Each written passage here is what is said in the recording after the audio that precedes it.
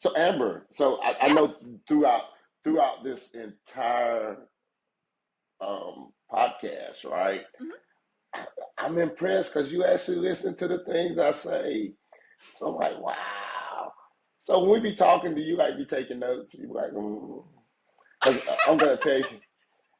Look, I'm familiar with that because my uncle was a psychiatrist. He was when I Ah. was younger. He used to keep us. He and my aunt, they used to keep us a lot. My sister and I. And come to find out, as I get older, that the reason they kept us so much was because he was doing his doggone doctoral thesis on my sister and I. You know, and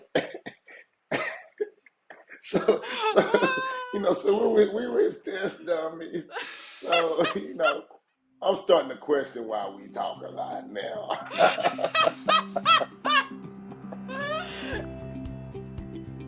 Welcome to the Earth Mates podcast. Together, we explore how to find your path from climate anxiety to community action by asking, who are you?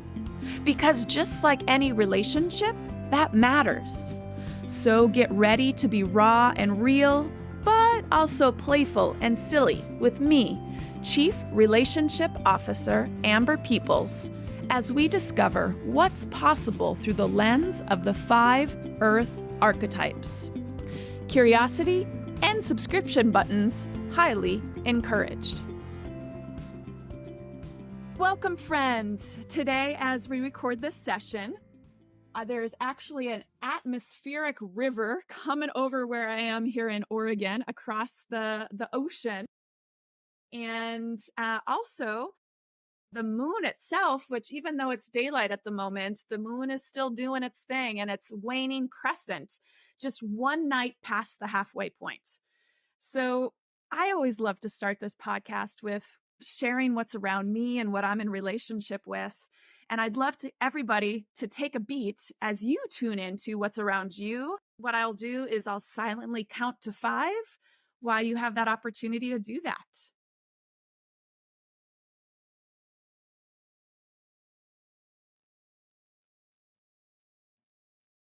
Thank you. Now, I am delighted to introduce you to the network Earth type, Freddie Davis III. Freddie and I met just a few months ago at Climate Week in New York. He was looking a bit perplexed, so I asked him what's up. And our friendship started with a laugh. We dug in a bit into a wonderful grant opportunity that had just landed in his lap, but he needed to complete it in 2 days' time. And even with that pressure, he was totally up for talking about Climate of Awe, which we'll dig into his insights soon enough. But for now, I'm excited to share our next conversation with you, the podcast listener. So, welcome, Freddie. I'm so delighted to have this conversation with you today. Oh, it's awesome to be here, and thanks for the invite. It's kind Definitely. of interesting trying to imagine your environment with all of the things going on in the atmosphere. So that's cool. It is, there is definitely a force coming over from the ocean for sure. And I'm curious, I shared a little bit about that first meeting, which I know you and I continue to joke about. Is there anything from your perspective about that first meeting that you'd love to share? Well, see, you said I looked a little You perplexed. I thought did. Did you think I did? yeah, I I thought you looked interesting. Yeah, it was the hiking shoes in the environment we were in. It was the hiking shoes. I was like, she's different.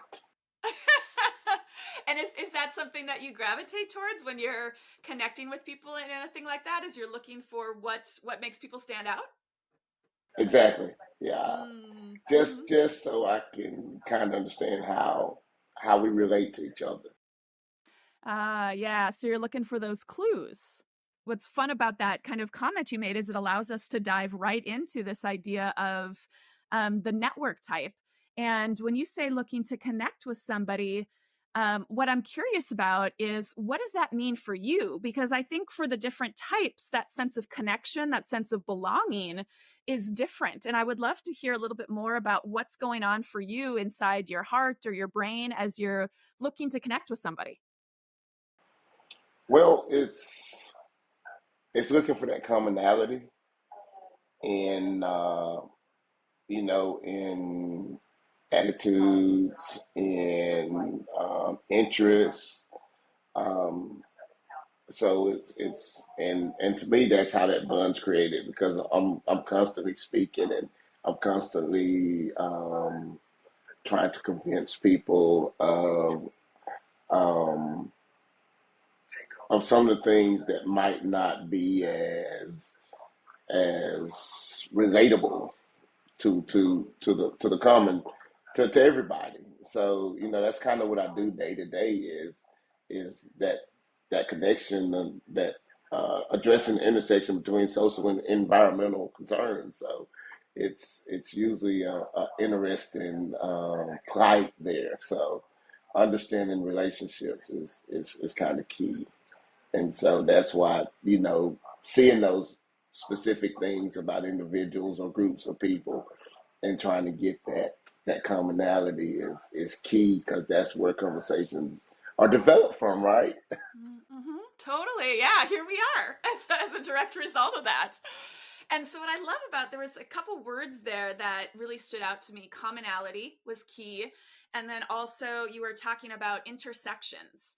And that's one of the things that I want to point out about you in particular, Freddie, is that none of these earth relationship types are these silos. They're not intended to be that. They're intended to just be kind of clues to help people identify their skill sets.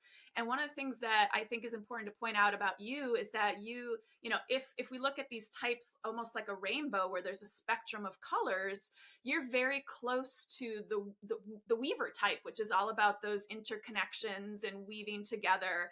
And so you have this amazing kind of dance that you do between those types that do blend together, kind of like yellow and green make blue kind of thing.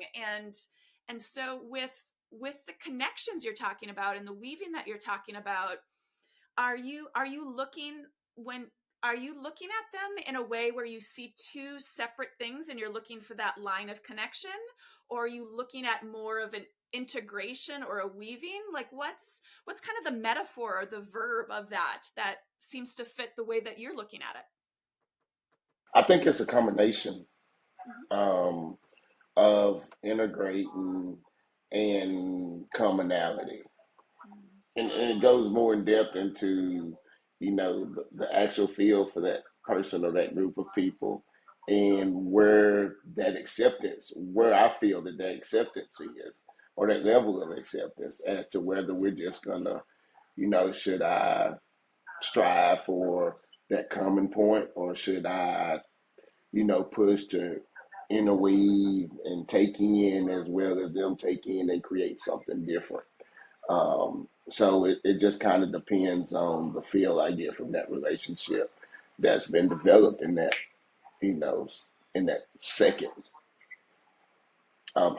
I find that a lot. I speak on a lot of, participate in a lot of panel discussions and things like that. And one of the things that with me is, well, I want to go last, right? I want to be in the middle. I don't want to start the conversation off because I'm steady.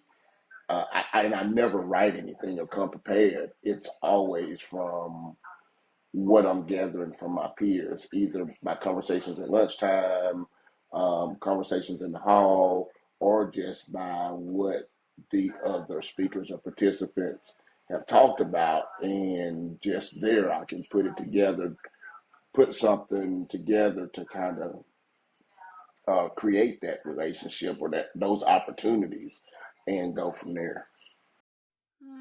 I love that. I love the amount of you never said the word, but there's a lot of listening that sounds like is Oh, happening yeah. for you. Hmm. Yeah, and as you're seeing those points of connection, I know another word that you and I have talked a lot about that you said your brain is constantly doing is systems, putting together systems. Do you think that that's what's happening there? how do you feel like that's coming together? Are you having an aha moment when you then decide what to say? Or are you looking for, like, that beaver is a keystone species within that system? Is it trying to find that?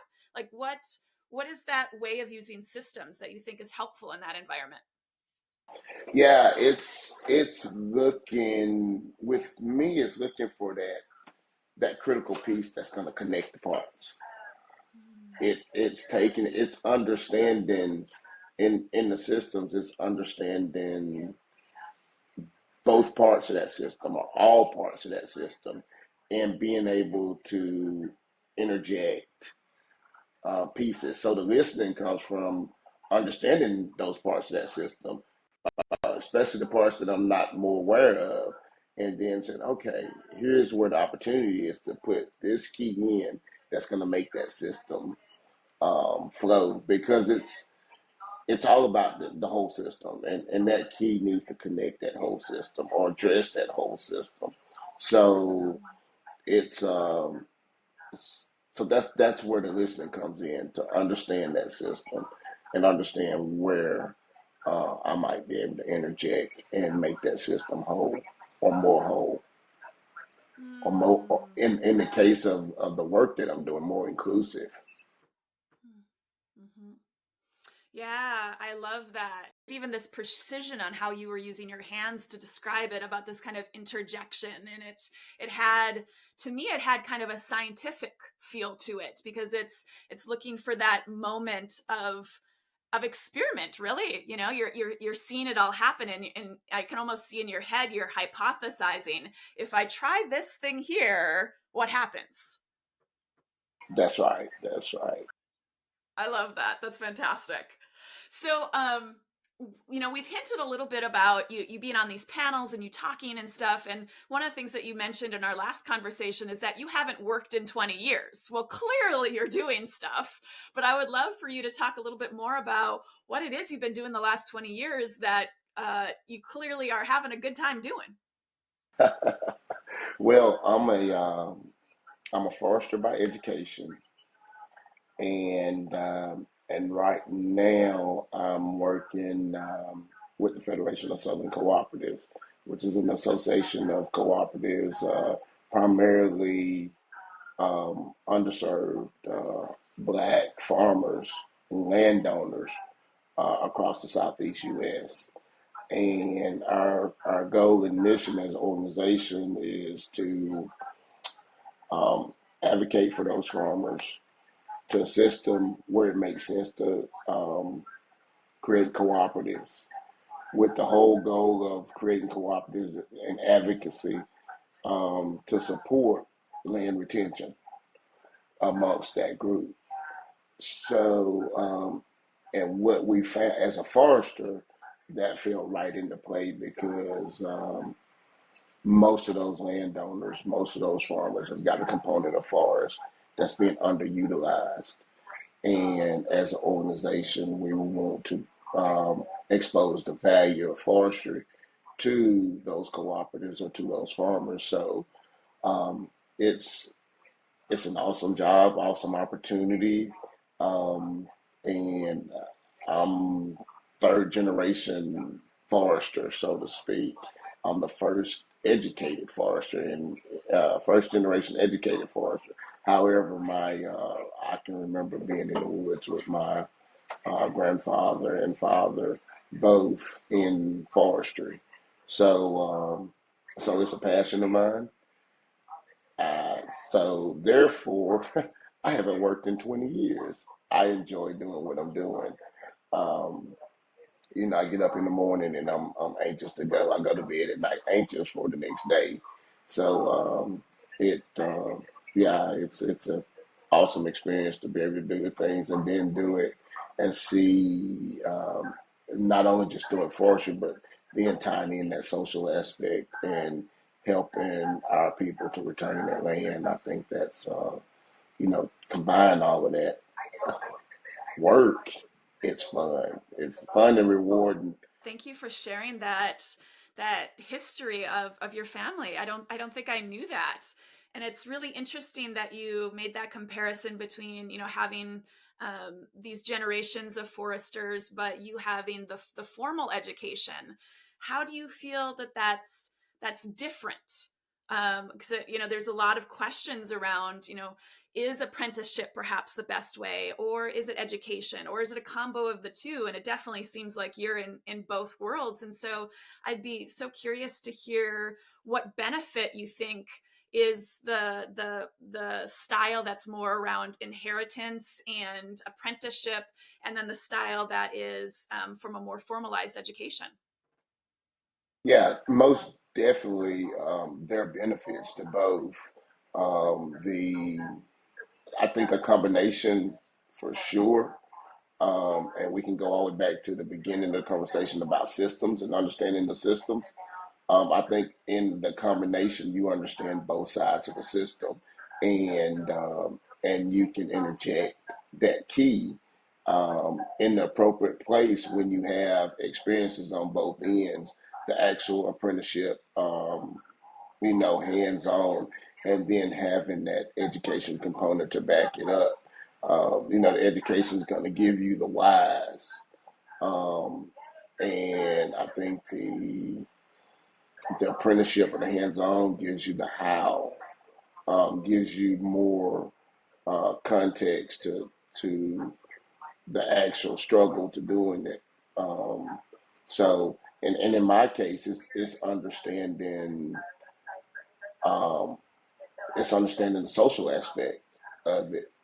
The education kind of gives the scientific aspect of it, but understanding, socially why things were done, because a lot of times science just won't answer all the questions that it needs to answer. Science is going to give that exact, precise, correct, an inline um, map to get from point A to point B. But there's a lot of social terms in there that you're going to have to take to get from point A to point B to be inclusive, and to address different things in the in this space. So combination. Yeah, no, I really appreciate that. And it reminds me of that first conversation we had at the Nature Conservancy, when we were talking about Climate of Awe, and I was talking about that I'm bringing together artists and ecologists, and you loved the story, but you also were like, are you willing to make some changes? And I saw the little glint in your eye, and I was like, oh, what do you got? And Yeah, your key point was the same point you just made now, which is, and you related it to the work that you do at the Federation, which is, um, oftentimes you might have the farmer come together with, maybe it's a funder, and everybody's excited about the story, but then sometimes it can get really sticky around the how. yeah, And I remember your encouragement was to think about, like, what is that third component within the story, that how. And what I was so grateful about is that it made me realize that the how is actually the viewer. That gives yeah. the audience in the film their job. And it was such an amazing, I didn't have that light bulb moment there. It actually took me like a couple weeks of thinking about what you said before I realized, oh, that's what it was. Yeah, I remember you calling me back and said, I got it. Awesome. I Yeah, love that. One of the things that I think is really important in this particular type is this sense of home. Now, everybody has, a felt sense of that. There's this key thing around home that eco stands for home, like ecologist, economic. Those have that word right in them, and it's about the management or the study of home. And so I'm wondering about, with this kind of jet setting lifestyle you have, with sharing the message, looking for places of inclusivity, being willing to be that person at the kind of the, I guess you could say, front lines of that. How do you find a sense of home that you are building as you do this work?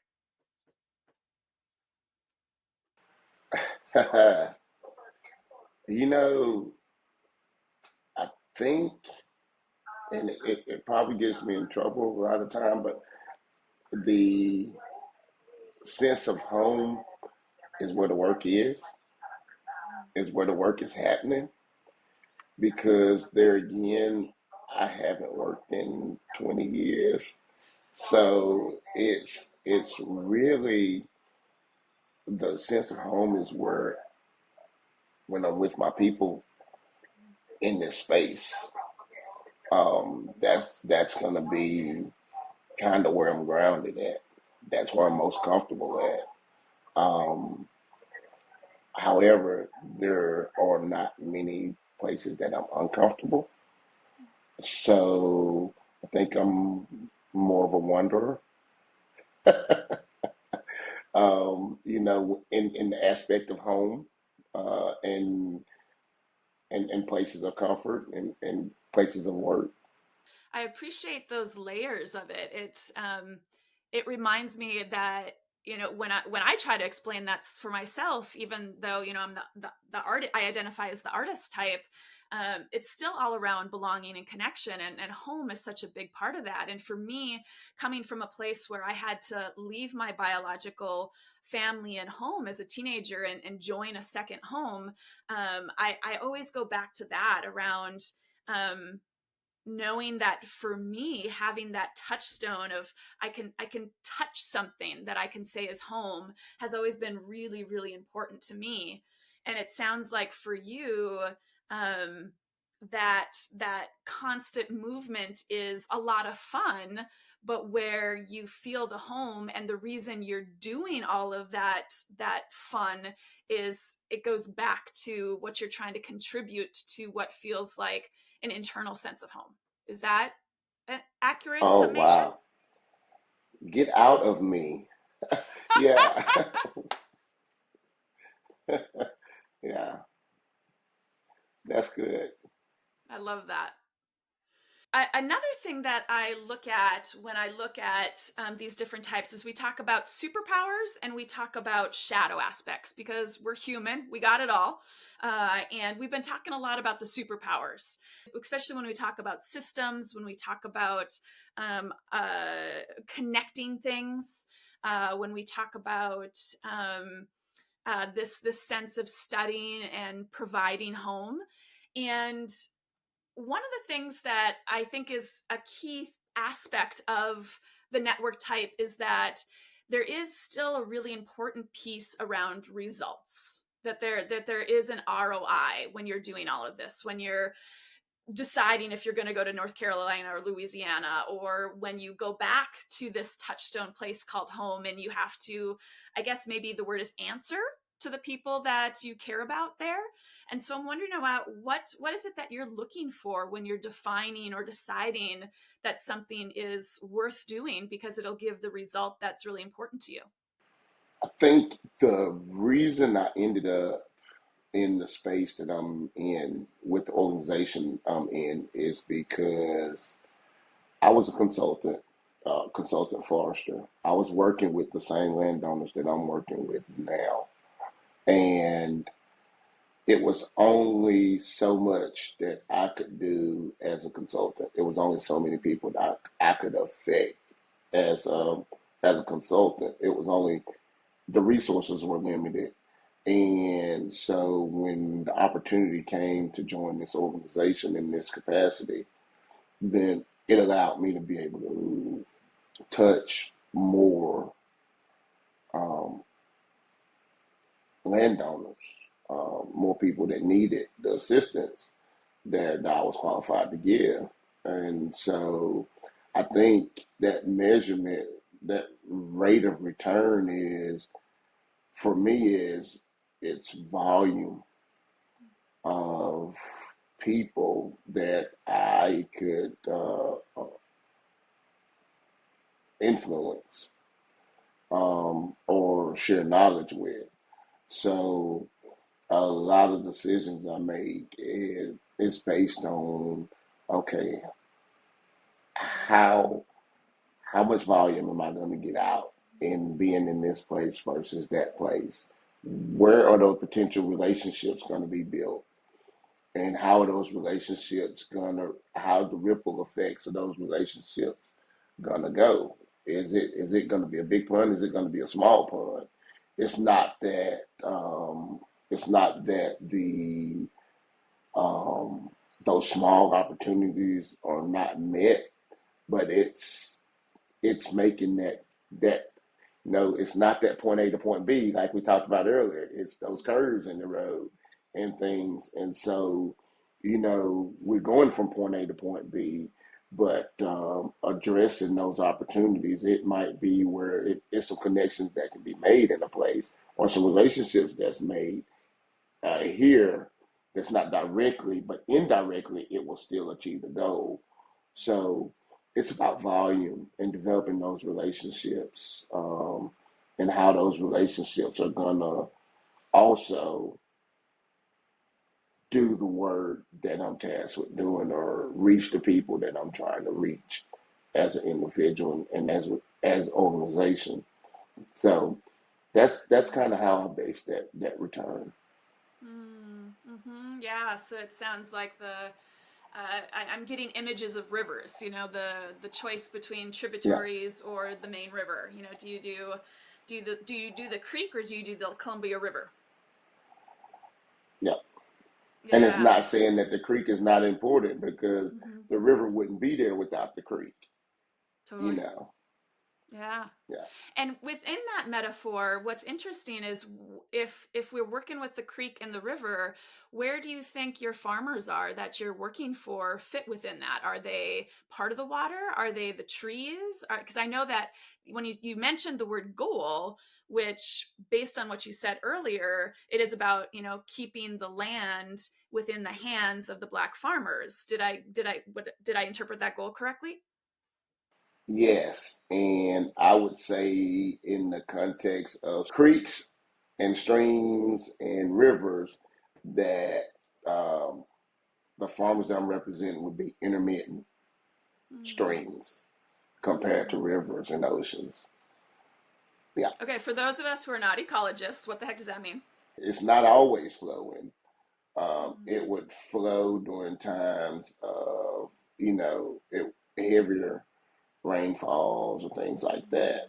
So it's not a constant flow, but it's got the ability to get water from one place to the next, and Mm. it contributes to the. So when it's drier, that stream might go dry, whereas a creek or just a stream would most likely maintain water. But in a drought situation, that intermittent is subject to going dry, and that's what we've been seeing with our farmers is that we're steadily, getting drier and drier and drier as it relates to land retention. Yeah, and so that it's I've been following the COP discussions that have been coming and focusing really in specifically on words, and the word that seems to really being used a lot now is this idea of circularity. And it's it can be used so well in so many different contexts, and that's the image that I was getting as you were describing that is the weather cycle. When you're able to do your work where you're kind of serving as this atmospheric force to pull the water out of the Columbia River that then cycles it back to these intermittent creeks, is this circularity visual that I got. Yeah, and I think it would probably go opposite of that. I think it would. So the water's actually, if you look at it from a landscape standpoint, the water's hitting the landscape. So we're getting most of the water supplies from rainfalls, and we're getting the rainfalls and so you're getting that rainfall, and it's hitting the landscape, and a lot of it's flowing directly into, a lot of it flows directly into to larger creeks and streams and things. But you get a lot of what we're doing is fed through intermittent and temporary streams and things that you got, of course, that compounding effect. You're going from intermittent to stream to creek to river to ocean. And so it's kind of like I said that those larger bodies wouldn't be there if we didn't have those smaller bodies feeding them. And a lot of times we don't address the smaller bodies. We address the oceans and we address the rivers, and we address the larger bodies and forget about those intermittents that's there and that's feeding this whole system. And I think we can use that analogy in a lot of places other than the space we're in now. Yeah, no, thank you for that clarification. I appreciate that. Kind of going back to that sense of uh, because one of the things that I think is really interesting in ecology is that we understand that it is such an intertwined system, but within that there are different roles that we give kind of the term the source. So like a mountain spring, even though it's water that's filtering down through the mountain for anywhere from 5,000 years to, I've even heard it could be like 20,000 years, we still call that mountain spring a source. And Hmm. so I'm hearing more clearly in your explanation there is that these intermittent streams are a form of source. Yeah. That's beautiful. Yeah. And that makes me think of another key aspect that I really love about earth relationship types, and what the example that just happened right now is I'm the artsy fartsy type that's thinking about metaphors and trying to put it into a visual, and I'm using my hands a lot, and you're adding the precision to what it is that I'm sharing. And it's the reason I love that is it really exemplifies this idea of emergence that I want to capture when with this idea of why kind of make people distinct into these different types is it allows us to then go, okay, if this is how I'm thinking and this is how you're thinking, how can we actually have 1 + 1 = 3? When you talk about inclusivity, I'm sure you've seen plenty of places where 1 + 1 unfortunately maybe equals 0 or even a negative number. And so as you work on these issues, and you're looking for those places to kind of interject into, how are you seeing this idea of emergence or creating something bigger and better than individuals could do on their own? So we're going back to we'll go back to like you asked about the decision to be at one place or be at the other place. Yeah. And I used that analogy of building those relationships. And I think that's looking at, okay, how strong are those relationships and those opportunities? So I think it's about building relationships and building partnerships that will be sustainable, um, even with one part not there, if that makes sense. It's building something, you know, and let me back up because I use the term sustainability in relationships and how relationships work and how those relationships can go towards achieving the goal. But I think I like the term now regenerative a little bit better because if we sustain what we have, we're not gaining. And in the space that I'm working in, and we as an organization of the federation is working in, we need to start gaining. And so sustaining is good. We're not losing, but I think we need to be more regenerative. We need to start creating opportunities, creating land ownership, increasing land ownership, increasing the opportunities at at land ownership. And so I think it's forming relationships that's going to be regenerative. We go back to a conversation we had just a couple of minutes ago on, determining what space where we're going to be, what relationships we're going to build. And I use the analogy of the ripple effect. I think that's key. I think that's how we get the sum of both parts being more than a whole, is developing those relationships that's going to multiply and be regenerative. Um, I think that's key. Yeah, I love that. And I'm wondering, as you engage in this work, how do you show up in a way that is inhabiting or embodying this system of ripples that you want to create? So this is the perfect example of it. Is being here and participating in things like this, being in these spaces and lending what I have to lend, hoping that it's worthy of sharing. And so I think that's how we participate in that, is being the best person that we could be, and and knowledgeable and understanding of the areas that we're in, so that people want to share our story and are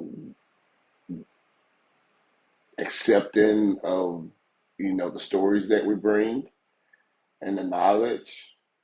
And so I think for me, I definitely understand that. And it's kind of like nature, right? This is it. I got it. It's like nature. It's like seeds. It's like seeds. So those seeds have got to be, depending on how they're transported from one place to other, they've got to be appealing. You look at the fruits and you look at the sweetness of the fruit. The pollinators are going towards something that smells good and have got have got a sweet scent to it. The deer are going to eat these berries that they can't carry themselves, but they make themselves. By nature, they're sweet. They're appealing. They lend themselves to be carried farther. And so I think as individuals, that's our responsibility, is to lend ourselves to be desirable, to be shared. That was a fun aha moment to watch and then to take it in and learn with Yeah. you in this moment of discovery. That was really cool. And so we've really focused on exactly all these amazing ways that you are such an appealing person and are such a good person for this role that you've stepped into, particularly with this organization. But as you said, the last 20 years, as you were building your consultancy and the relationships and the connections to grow your river. And so I do want to take a moment to look at also, like, where are these shadow aspects that we all struggle with. Especially one of the critiques that happens from this umbrella of conservation is this idea to focus only on to conserve and protect. And I think you actually do a really good job of remembering that it's actually about integration. It's not so much about we have to preserve something beautifully, but it's actually about how do we interact with it. And then another one that sometimes can happen within this is that we're there the sense of results can get people a little too narrow in their focus, and what ends up happening is nature, instead of building a relationship with nature, we value it only for its usefulness, and we end up struggling with, well, what is it just to feel the breath in our lungs, or to experience the rain on us, or to really kind of step into that embodied experience, can sometimes be hard for the network type. A third thing that can be tough sometimes is that, and I especially experience this in that more academic setting of ecology, which is, and in fact, it really happened when I was at an ecology conference this summer, where I was a bit shocked with how many ecologists still viewed themselves as separate from nature and almost superior because of our ability to use logic, because of our ability to create experiences. And it almost felt like even though they were studying nature to, kind of do that conserve and protect mode, there was this sense of almost joy or glee or pride in manipulation. And that can become almost puppet like.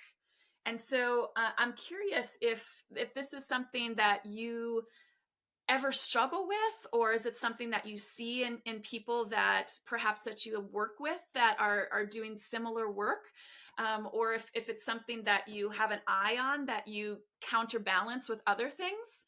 But I'm curious if you're open to share what resonated about that for you or not. Yeah, most definitely. I think it's interesting. I like this. So the usefulness part is, I think, the usefulness part is the part that I I would probably struggle with the most is the usefulness. And it's to me, and I think the reason is because I don't see it as being a struggle. I'll say that, but I don't see it as being a struggle. It might affect some relationships that I have or that I'm trying to develop with some of those that I see as resources or see as some of those that could really create the ripples in the places that the ripples need to be in. Because it's kind of like um, you said about the really a lot of the allies within the space that I'm working are those diehard conservationists that are kind of like, okay, let's leave it. And those a lot of times are the people or the groups that understand or willing to understand the social impacts around or would address or have the resources to address or would seek the resources to address the social impact of some of the things that's happening in the environment or around the environment or the exclusion of participation. So, the usefulness part is probably the part for me because it, I look at a lot of things and I've kind of gotten stuck in the mindset of if for this land has got to be productive and producing a tangible item for the families and landowners that we are tasked to help to understand, to get a value, or to understand that the value or to see a value.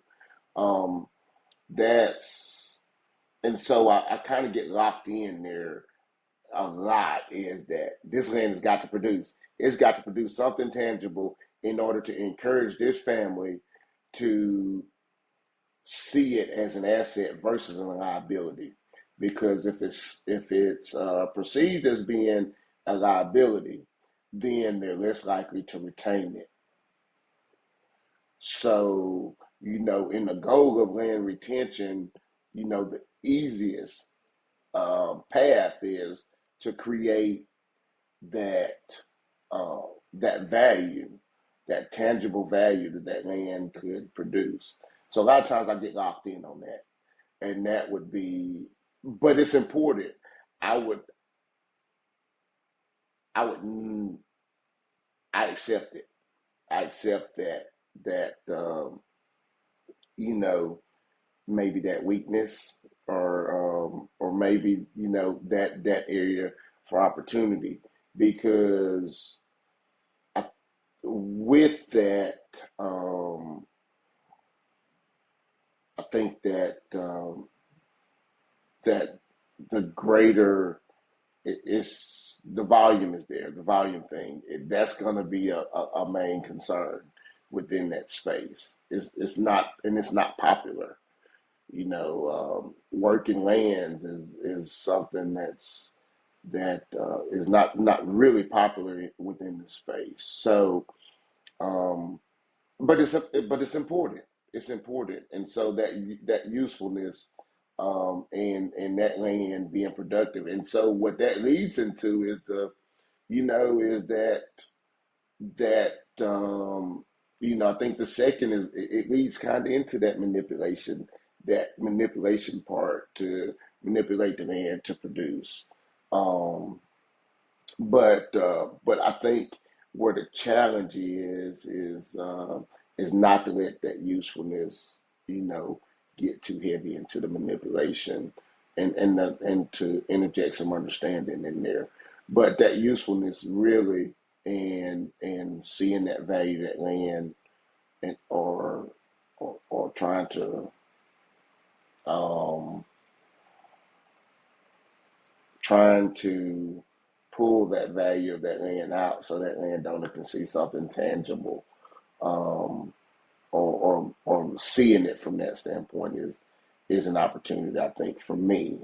I've got a heavy industry background, and so that's that little man on the shoulder over here that's saying, hey, um, but and realistically, I joke about it, but the uh, uh, a lot of the landowners that we're working with, a lot of the cooperatives, or a lot of the families are at, if we look at Maslow's um, hierarchy of needs, right? Um, a lot of the families we're working with are down around those first two rungs, of just your basic survival and basic needs, right? And so um, the unfortunately, a lot of the people with the resources are up around self actualization, right?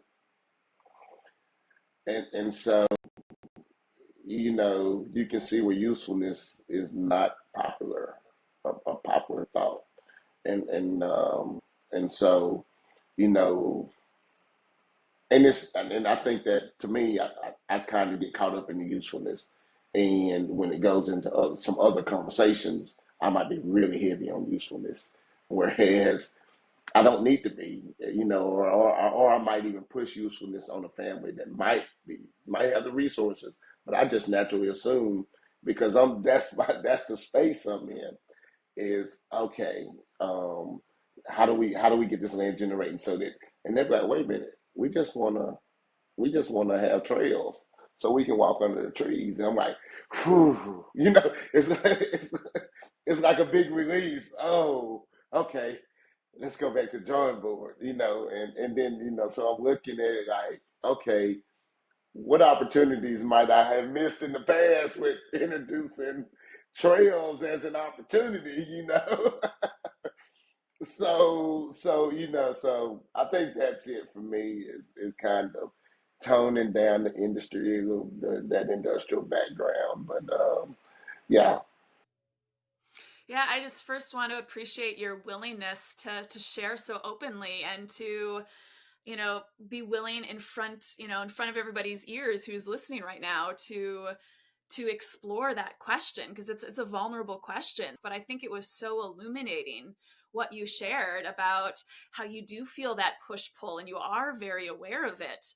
And the one thing that I would love to just interject, if it's okay, is I was talking with somebody who gave me a really brilliant insight around this idea of usefulness, and it was somebody who I'm talking to about potentially being a cast member for Climate of Awe, and they were so excited because of what they referred to as the materials on site that they could potentially use. And what was interesting was the person that I'm considering partnering them with said, you know, what if instead of the word materials, we called them living beings? It is a tree, there is no doubt. Either way, is it a material? Is it a living being? And could it be both? Usefulness would be to just like chop it down, clear cut it, make some logs out of it. And I think the beautiful place for us to imagine is this place in between, where we acknowledge that it is living beings that we can be in relationship with. Yeah, and I think it is about being living beings, right? I think that's it's the combination, like you said. I think it's definitely the combination of the two that makes it work. I think what we end up doing a lot of times is pulling it out of one ditch and putting it in the other ditch, so to speak. And that's an analogy for those of you that drive fast on rock roads. That's something that commonly happens in teenage years and or in midlife crisis parts of the southern U.S. Driving fast on dirt roads. And so I think pulling it, yeah, we'll pull it out of one ditch, trying to correct it, and end up in the other ditch. So I think that and that road is we can travel that road just fine without being in the ditches. But yeah, I think it's definitely a combination of understanding it from both aspects. And so we as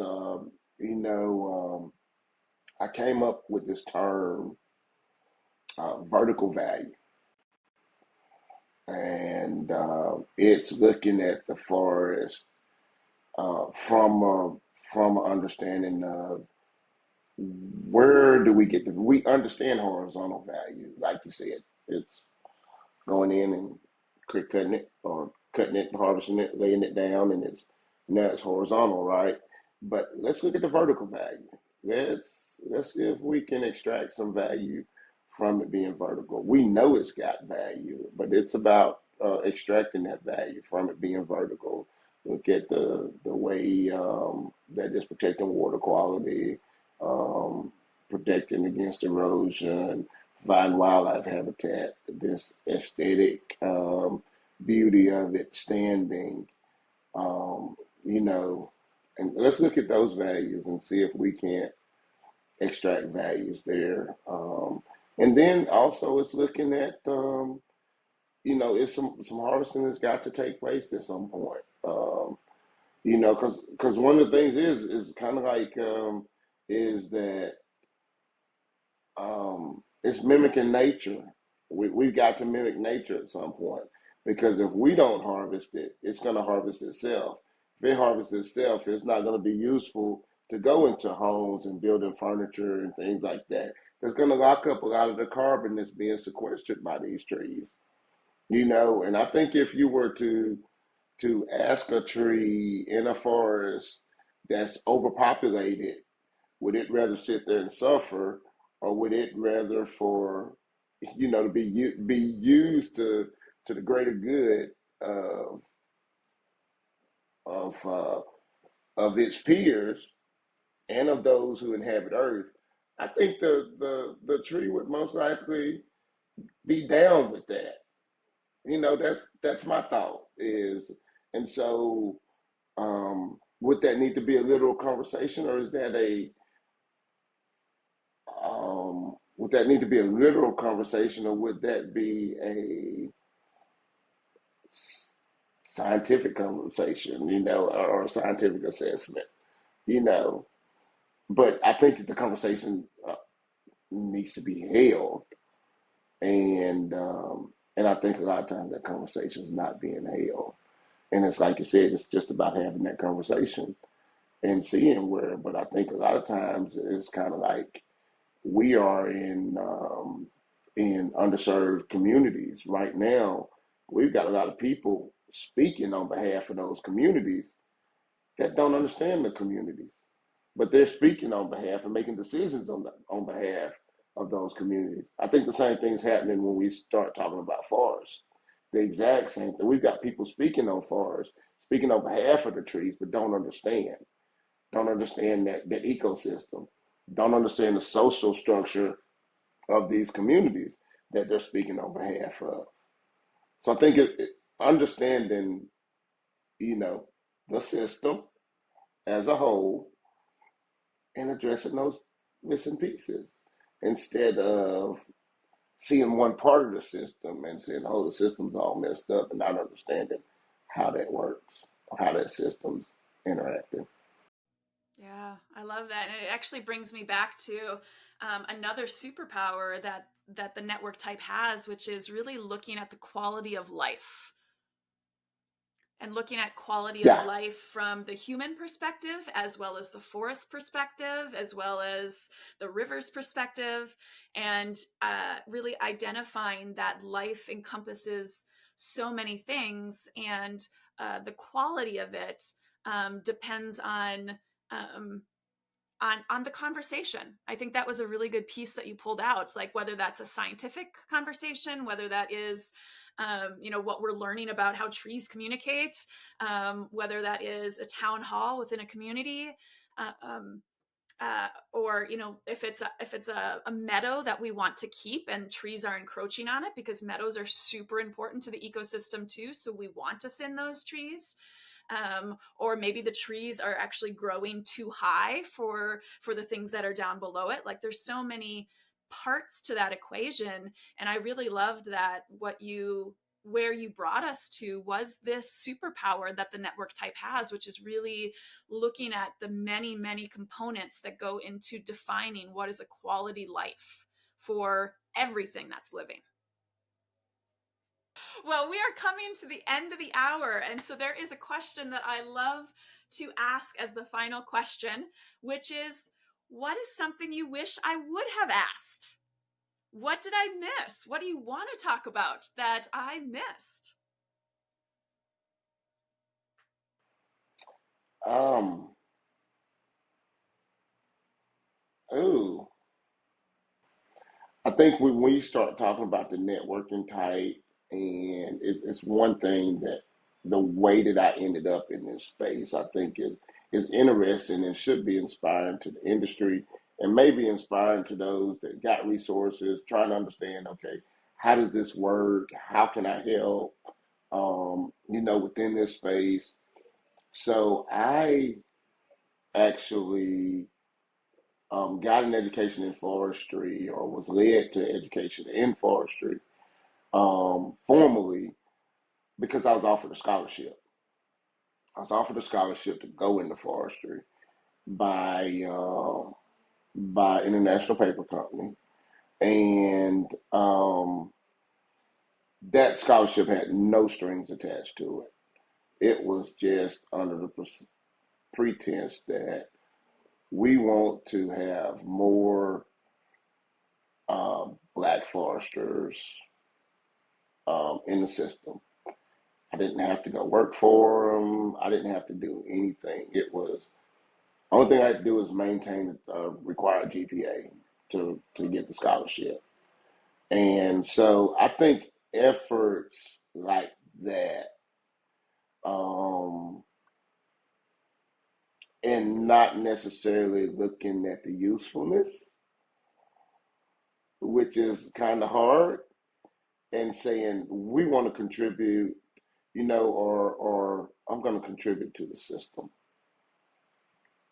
and wherever it falls in the system, this piece falls in the system, but it's a part of the system and it'll help, and I want to contribute to the system, and I think, and that contribution, I think, is going a long way. So I think that those type of efforts are going to be key to addressing our system's needs.